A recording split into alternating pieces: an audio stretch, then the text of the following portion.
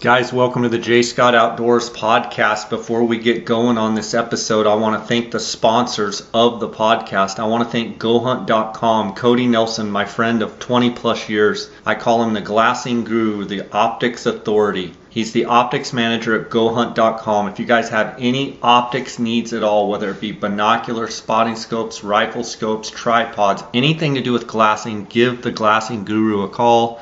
You can reach Cody at 702-847-8747. That's extension 2.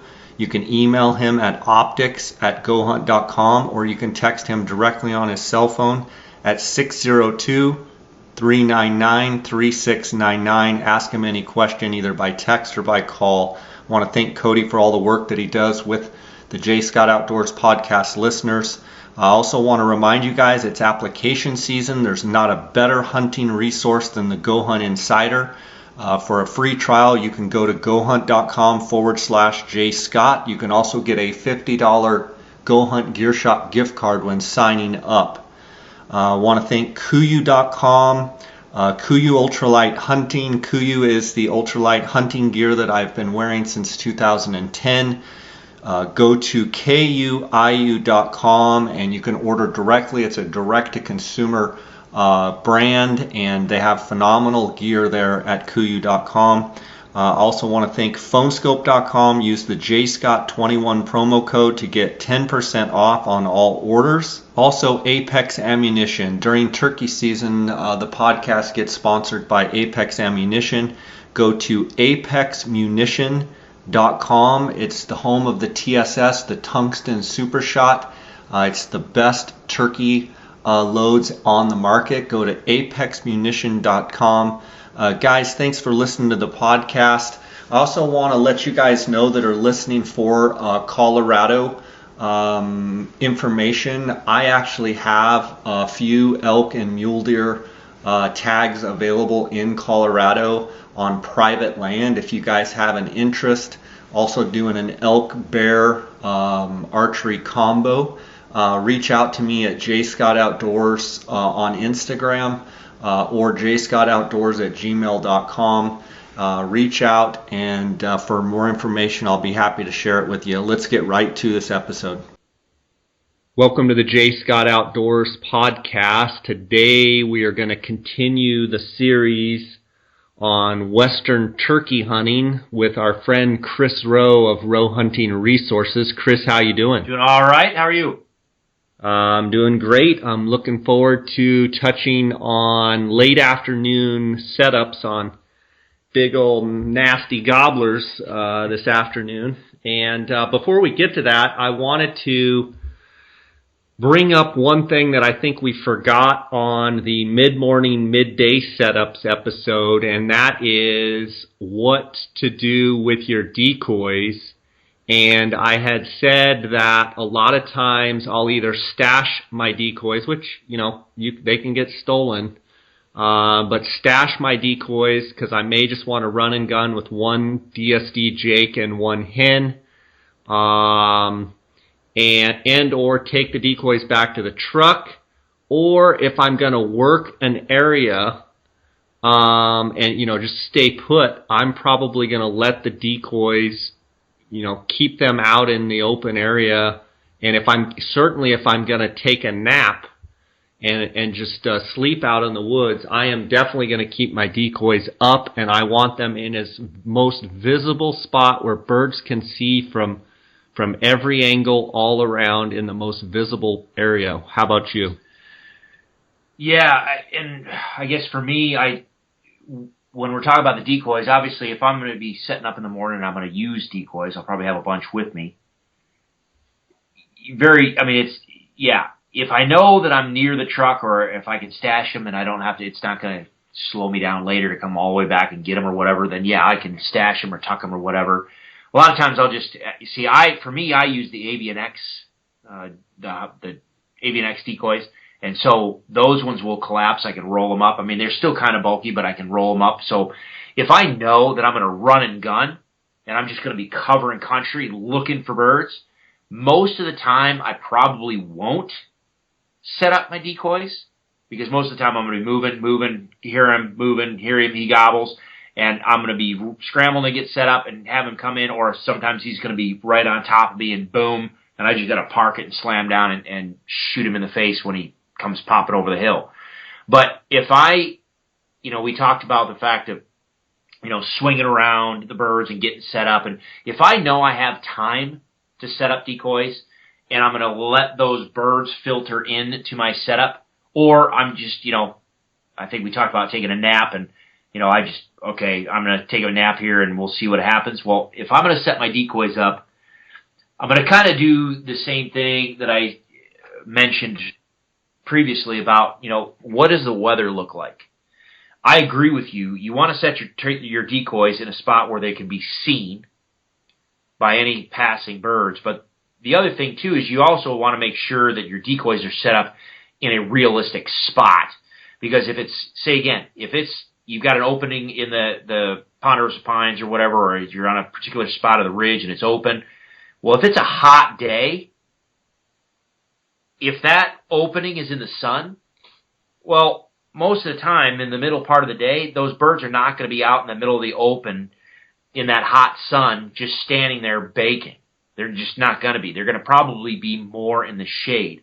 So if it's a hot day, and I'm just going to set up and just kind of cold call and just let birds filter in, hopefully, moving across the landscape, I'm going to pay attention to what the weather's doing. If it's a hot day, then I'm going to put all my decoys in the shade, and I'll have that Jake set out, or the full strut decoy, whatever my gobbler or Jake is, whatever male turkey decoy that I'm using, I'm going to make sure that is in the shade, but it's in an open, visible area.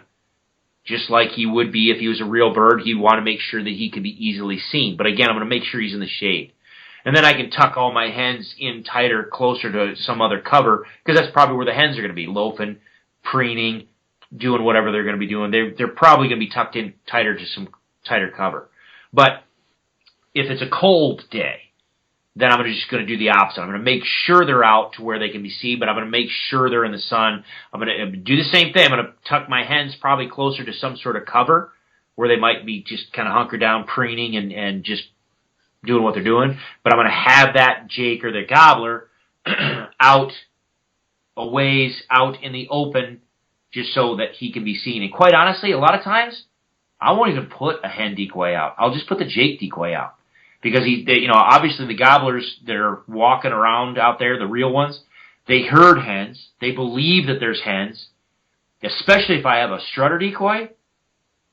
All he needs to do is see that strutter decoy out there. Well, he heard hens, so he thinks there's hens around, and then he pops over the hill and he sees a strutting decoy out there. Well, that bird wouldn't be strutting unless there's hens around. So he doesn't need to see, at this point, he doesn't need to physically see hens. He believes there's hens. He heard hens, and he sees someone showing off for hens. Well, I need to come in there and beat him up, or at least move into his direction and figure out what's going on. So a lot of times, even if I'm running a gun and I do want to use a decoy, it'll just be a Jake or a full strut. Good stuff there. Let's break into late afternoon setups, and Dar will always say that he'll be like, Jay always shoots a bird in the evening. I can't get any birds in the evening. Jay always shoots in the evening. And one thing I will say is, yeah, I have some success in the late afternoons because I am one to, at 3, 4, 5 o'clock, I have no problem going somewhere and kind of being in an area where I think the turkeys are or are gonna be, and maybe I'll do this from 3 to 4, from 4 to 5. I may sit in 2 different areas. I may set out a couple decoys, and I may just kind of sit my butt down, and I may just kind of call and I may sit there for 30 or 40 minutes, and then I may move over 500 or 600 yards and just sit down and kind of prospecting, but kind of just listening and kind of seeing what's shaking and what's going. And in the back of my mind, my whole intention on my evening is not getting a bird that afternoon, but trying to be in a place where I can hear birds headed to the roost, going to the roost, or flying up into the roost. And if I have intel from that morning where I heard birds roosted on an opposite ridge and I was able to kind of pinpoint where those birds were and I didn't get a chance to work those birds, I may be sitting over there on that ridge, like we talked about in the roosting episodes. I'm going to probably be set up above where those birds were roosted because I know that they're probably going to walk uphill, come out of the bottom and walk uphill and then fly backwards into the tree, or they're going to walk a ridge line to get to the roost tree and then take off and fly horizontal so they don't have to exert as much energy. Yep. I'm gonna make a stab and set the decoys out in that area where I think those birds were that morning. And I may not choose to set up on the exact birds that say I blew the setup on or say that flew the other way. If I've got a chance, I may pick some other birds that I was able to pinpoint and, work a freshie. I may only have the option of hoping that I go back and that the same birds that I just worked the morning before, that may be my only option. Or I could also not have a clue where anything's roosted, and I know that I'm going to loaf around in the afternoon and do some blind prospecting and calling,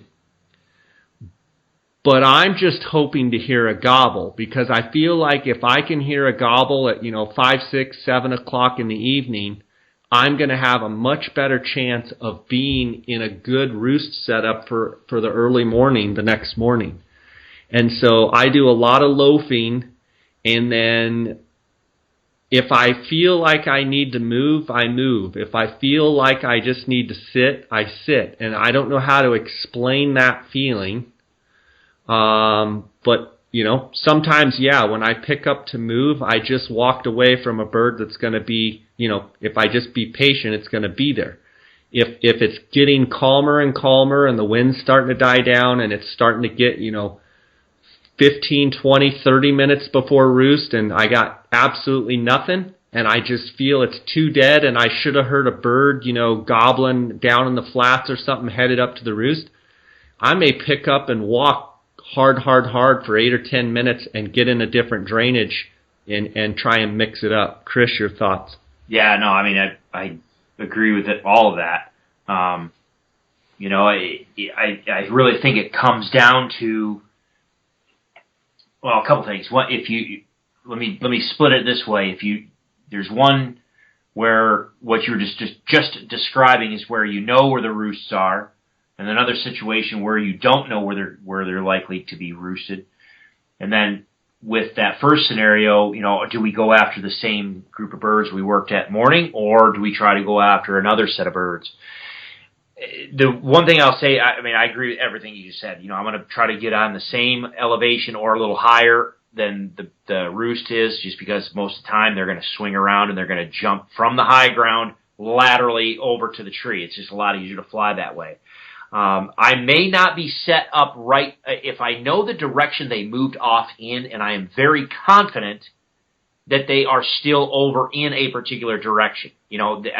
Meaning they just didn't do a big giant circle. Okay, so roost is here. They moved off to the east, and I think they're still east of the roost, and so that evening they're going to come back from the east. If that's the case, if I know the general direction that they're likely to come in from, again, because of legal shooting light, at least where I've hunted, a lot of times legal shooting light ends at sunset as soon as that sun hits clears the horizon. Well, those birds may not be actually underneath the roost tree yet or nearby ready to fly up because you still have a lot of light left. They actually may be a couple 100 yards from there, but they're still making their way to there. So if I know the direction that they're likely to come from, I may set up 100, 150 yards from the roost tree, and exactly, I just set up and maybe set some decoys out and just be there and be quiet and wait, or maybe set decoys out if they were at least eager to respond to my calls and I don't have any reason to suspect that they want to avoid my calls, then maybe I'll set the decoys out and I'll do some calling and just low key, just make it sound like, yep, there's some hens up here. Yep, there's birds up here already. Why don't you guys just come join me? However, I will say that sometimes the best success I've had, especially if I know, again, if we're talking about mountains and you have these isolated little pockets of big mature pines that the birds are always roosting in, man, if they're cagey or if they're locked down with those hens and the hens want nothing to do with anybody else, sometimes the best thing that you can do is just make like a hole in the ground and just sit there and sluice them when they come in. Make it seem like there's nothing in the world wrong or different than any other night that they come in to fly up. So just play it by ear on the birds that you're dealing with.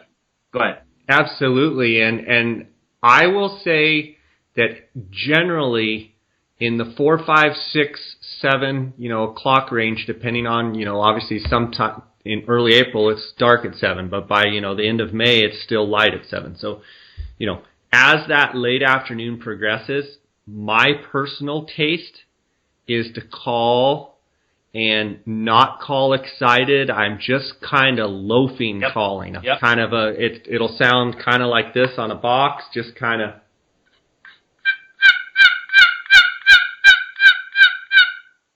Just kind of, I'm in the area, I'm going to go up to my roost, everything's cool, I don't want to fight with you. I'm not going to run over to you. And I'm not going to run to you. If you want to come to me, you're going to have to come here because I'm just scratching away and life is good.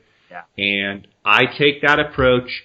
And I absolutely love late afternoon hunts, and I love sitting on a ridge line, and I love just calling light on a box call and getting an answer way off down on the bottom. And you know what I do? A lot of times I don't even answer them.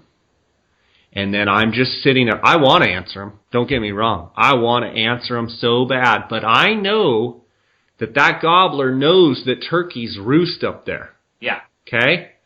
So I don't answer them. I let them gobble again. And then I say, is he closer? Is he in the same spot? Or is he further away? And I want to answer him. I want to answer him. But I know that he knows better than me that there's a turkey that usually roosts, or that's a ridge that I've been finding all kinds of sign. And I know that other turkeys know that turkeys roost up there. So guess what? 9 times out of 10, he gobbles and he's much closer. I might hit him again after he's gobbled 2 or 3 times. I might just kind of give a yelp, yelp, yelp, yelp, yelp, yelp, yelp. Okay, yeah, I'm still right here and I'm going to roost right here. And a lot of times they'll gobble again, and they'll kind of take their time, and then the next thing you know, they're coming right up the ridge, they're in sight, and they're gobbling, and, it's game on. And it's a way different approach than what I take mid-morning or when I'm out prospecting, where I'm a little more aggressive, a little more excited. This is more of a just, you're going to have to come to me because I'm about to fly up in the tree and I don't want to go racing down the hill. Yeah, I'm not going to go racing down the hill. Yeah, and I can't tell you how many times I've had success where they just they're right in your lap. Well, and then the thing is for folks to keep in mind is you obviously got to judge the sunset. You're racing. I mean, at that time, and I think I remember you saying that those early morning hours, it seems like the sun is just rocketing off the horizon. I mean, just the sun is moving so fast. Well, the same thing happens in the evening. It seems like sometimes that sun is just dropping, and we're looking at our watch going, please, come on. I've got 5 minutes. Nope, 3 minutes. 2. And he's still a little too far away. Play it by ear. I agree with you, but if it looks like he's going to lollygag a little too long and I'm going to run out of shooting light, I might start, stepping it up and getting a little bit more eager and just try to coax him to, put a little pep in his step and get up the hill a little faster. But I agree with you wholeheartedly. Now, the other thing, too... Let's take a quick break here real quick, okay. Chris. Hear from our sponsors. Okay, Chris, go ahead. Well, one thing I wanted to say, too, is, in those situations where maybe we've been out all day, the birds have flown down, they're locked up with hens, They flew down. They went the other way. We tried midday. We tried to follow them. Couldn't. They vanished. We went out and did some midday prospecting. Man, we know that there's birds around. We found tracks. We found feathers, droppings, whatever. We know there's birds around, but they're just not saying anything. And so you just you're out there. You're just like, man, should I even stay? You decided, well, I'm going to stay until dark. All right. Keep in mind that if you let things go quiet and you don't continually, constantly call, sometimes you can if they're not vocal, sometimes you got to remember they might not be vocal simply because there's, whether it's the weather system coming in or a barometric pressure. Always take the temperature of the birds that you're dealing with and also pay attention to what's going on around them. I mean, if the squirrels are chattering and throwing pine cones out of the trees and running all over the place and the birds are singing and everything's just alive and moving, well then for whatever weather factors there are, it's a nice day, everything's alive, everything's moving, everything's awake, everything's talking, everything's active. Okay, if the turkeys aren't, then it's probably due to something that's going on with the turkey specific themselves. But if you're out there and everything is dead, nothing is moving, nothing is singing, nothing is flying around, well, okay, it just may be an environmental factor. Well, keep that in mind, because if you're out there squawking, calling like crazy, well, that's not realistic because the other turkeys aren't doing that. Heck, the squirrels aren't doing that. The dicky birds aren't doing that. Why is she doing that? So always be cognizant of that. But if you're in those situations where everything is alive, everything is talking and moving, it's a great day, why am I not hearing anything? Sometimes once we get about 4 or 5 o'clock, I'll just shut up. I'll put the calls away and I'll just sit on the side of the mountain and I'll just listen. Just be quiet. Because sometimes if you just let things quiet down, you'll get one of those birds will just at one time, maybe an hour before fly up. He'll gobble, and he'll just gobble once. Man, if you're still and you're listening, he might gobble once. If you know where he is and can pinpoint him, and you know that, okay, I can get on him, that's where a lot of times I will just like before, I will flat up. I won't say a word. I won't answer. I won't respond. I won't do anything. I hear him gobble, I will get up and I will run my fool butt off and close the distance. Because a lot of times those gobblers will work their way over near where they want to roost. And they'll just wait for other hens to come to them. And so he'll gobble maybe once, maybe twice. But if I can smoke over there, close the distance, and then do exactly what Jay said, get in there, get in close, start to call a little bit. A lot of times, again, you can get those birds to work their way. They're not going to come across the mountain at you, but at the very least, you can get them to sucker their way towards you within range of wherever they're going to roost that night. So, Chris, I'm gonna categorize myself as a mid-morning, midday turkey hunter that moves a lot, covers a lot of country, runs and guns, and is aggressive. I'm gonna call myself a late afternoon, evening hunter as a pick a spot and listen and observe and be much more still, much more patient, and see what's going to happen. How would you categorize your method?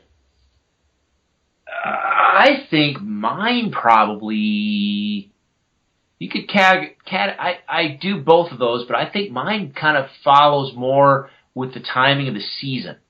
I'm looking at kind of what I've done and the birds I've killed in the past, and early season, I think if I really think about it, I've killed more birds early morning, stationary, off the roost, or stationary, set up with decoys, and there they are, and I let the birds kind of work, and I've killed probably more birds in the early morning hours off the roost. Whereas, as the season progresses, I think I've killed a lot more birds running and gunning in those midday hours. And quite honestly, to be truthful about it, I always hunt opening weekend. Always. But most of the time I was either working or in college. And so usually I'd have, in at least in Colorado when I lived there, and if you go out of state, obviously you're making an absolute concerted trip. But when I lived in Colorado, most of the places I hunted were a several hour drive away. So it wasn't that I could just run out and go turkey hunt. But when I did, a lot of times I'd go opening weekend, see how I would do. And if I didn't kill anything, most of the time I would wait until literally like the third week of season, that end of April. Third to fourth week of April, depending on how the calendar lied.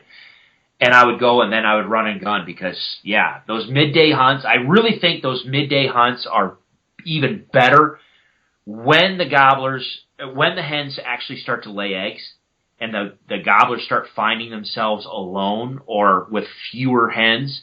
Or at the very least, the hens are stationary, they're safe in a little particular area, and the gobbler feels a little bit more inclined to go and seek a little bit more. So I think those midday hunts are awesome in that middle part of the season. Yeah, for sure. That honestly, the late season, I would say it, off the roost. Yeah, you always got a pretty good chance, but then if you can get out there by 9, 10 o'clock, because those gobblers will usually follow the hens almost to the nest, and then they're just free, footloose and fancy free. Yeah. And then I think that's also where afternoon hunting in the late season, it seems like those hens go to the nest, and then the gobblers are off doing their thing, and then they kind of all convene back at the roost area. Yep. So that's where that late afternoon, early evening deal, where if kind of ridges where they like to roost and where they like to be, if you're set up there with your decoys and you're, calling and listening and, just kind of set in a general area where you think they're going to be, that can be extremely effective because now the gobbler hasn't been by the hen all day. The hen leaves the nest and comes to meet up with the gobbler to fly back up in the tree again. Have you ever seen situations where hens will stay on the nest all night and stay on the nest? Or my perception is that the hens always leave the eggs and come, roost up in the tree and then come back to them. Yeah. Is there ever a time when they'll just stay on the ground? Once they start incubating, yes. Okay. As they are laying that clutch, keep in mind people need to realize that they'll lay one egg a day until they get a full clutch. And so that's anywhere 8, 10, 12, whatever, how many eggs she wants to lay. She will lay an egg every day until she feels she has a full clutch of eggs, until she's done. And then once she has a full clutch of eggs and wants to incubate them, then she will stay 24/7 on that nest, essentially. But in the meantime, for how many days? Isn't it like 28 days, something like that? I mean, everything biologically is right around 28 days. I mean, if you ever ask a question of somebody, well, how long is a gestation? Or what? 28 days. It's just, but no, I think it is. I think they incubate for roughly around 28 days or something like that. But yeah, while they're laying, they lay that egg. They will go. You're absolutely right. They will roost for the gobbler. They will fly down, mill around. Now, as an interesting tidbit, a hen can breed once and store enough sperm to fertilize every single egg that she lays in that clutch. She does not have to breed again. But she will, and she may not even breed with the same gobbler over it. She might breed with 2 or 3 different gobblers over the course of that, week to 2 weeks, depending on how many eggs she wants to lay. So she will fly down with that gobbler, breed if she wants to, mill around with a group, and then when it's time for her to lay that egg, and if anybody has chickens, they know there are some hens that will lay them in the morning, there are some hens that will lay them at noon, and there are some hens that just biologically they want to lay them in the afternoon. It depends on the hen and her cycling at what time of day she lays that egg.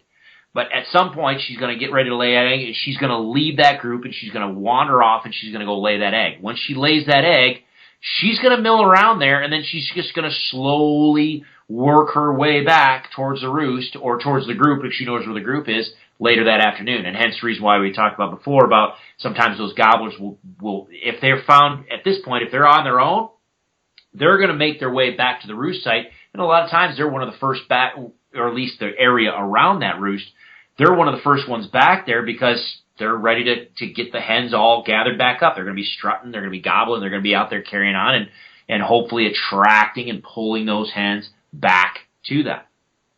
So, okay, let's talk about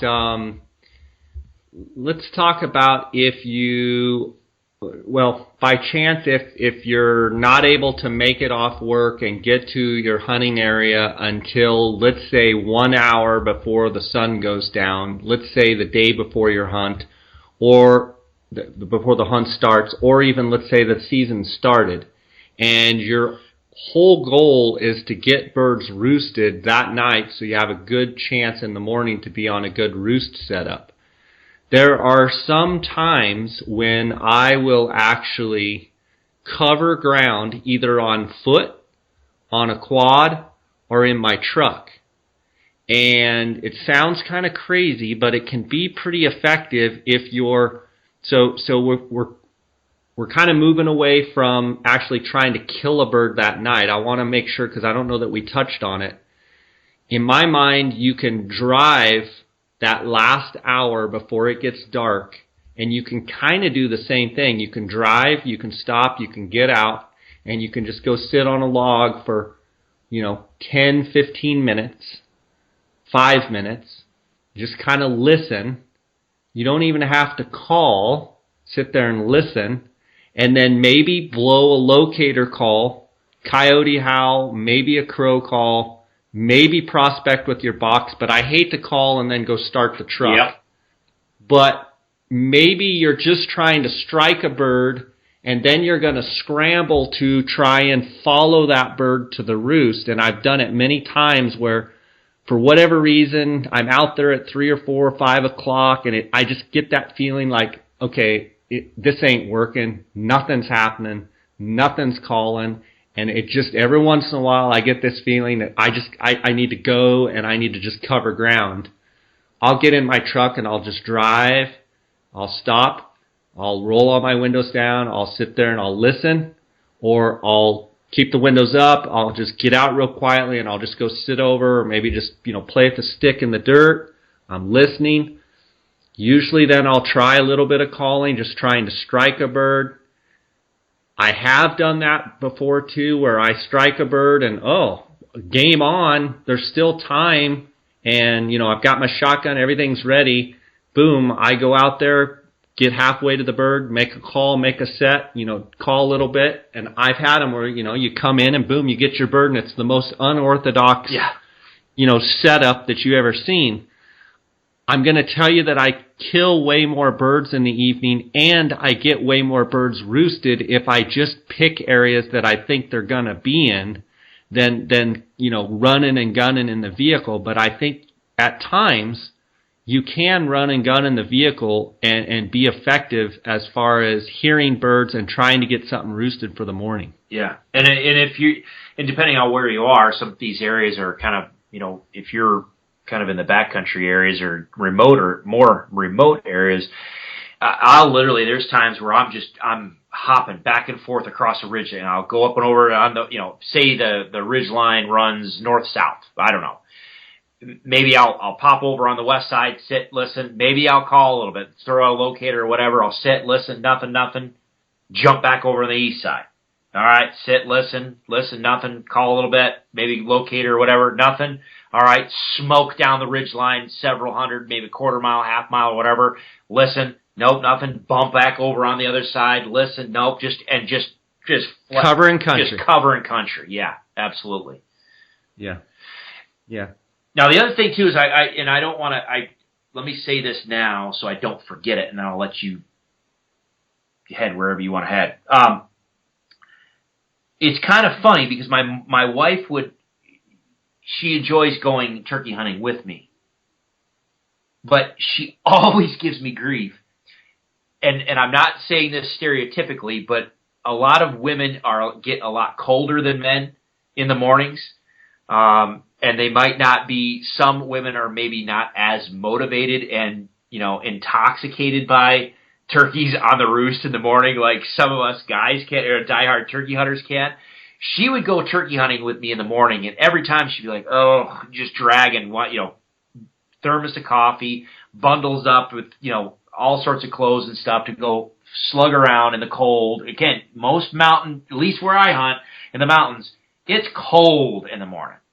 And so, and we would go, we'd have a good hunt, but, over years, we would always kill the birds, like between 9 and 3. And she would always beat me up. She's like, why are you getting me out of bed at 3:30 in the morning? And why am I out here freezing my butt off underneath a roost tree when we can just sleep in and go and kill them at 10 o'clock in the morning? And I can be up, I can have my coffee, I can have my breakfast, and it's warmer and it's more comfortable.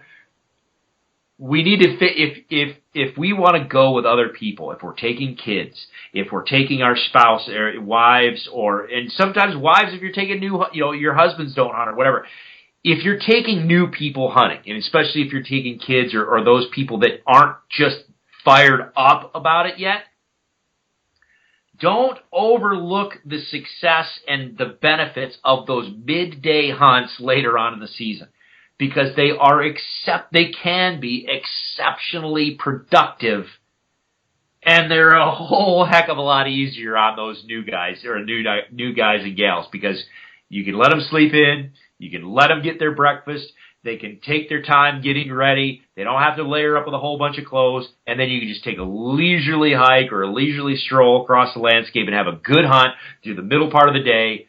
And I'm telling you, you're going to get more people fired up about turkey hunting if you do it that way than if you just day after day after day you're waking them up and dragging them up on the freezing cold mountain at 3:30 in the morning. Yeah, no, I think you're right.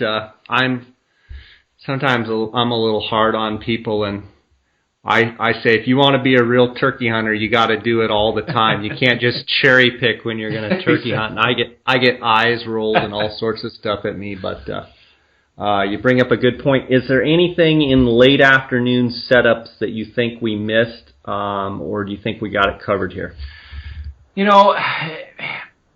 Whether you're going to use decoys or not always comes up as a question, and that really you have to play based on the birds. You've got to really take their temperature and what they want to deal with and what stage of the season you're in. If you know where the roost site is, or in the late afternoon, and you know where the birds want to start coming back to, seriously, sometimes the best thing that you could do is just sit there like a hole in the side of the mountain and just let them filter in like nobody in the world would even know any better. Because at this point, sometimes they're feeding real quick and they're just trying to fill their crop real frantically before they fly up to roost.